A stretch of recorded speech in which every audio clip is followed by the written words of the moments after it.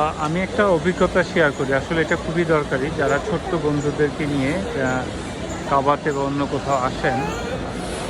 যেমন আমি কাবাতে আসছি, তো কাবা নিয়ে কথা বলতে পারি। সেটা হচ্ছে যে এই যে একটা কার্ড, নর্মালি আমি ঢাকা থেকে আসার সময় আমার বাচ্চাদের জন্য প্রত্যেকের গলায় এরকম একটা করে কার্ড, এবং এই কার্ডের ভিতরে হোটেলের একটা কার্ড, আমার এখানে আসার পরে যে ফোন নাম্বার, সেটা এইভাবে করে একটা আইডি কার্ড ঝুলিয়ে নিয়ে আসি আর কি আমি।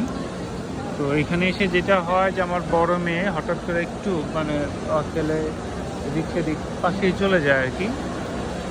তখন এই কার্ডের মাধ্যমে, এই ফোনের মাধ্যমে কিন্তু ওটা আমরা খুঁজে পাই।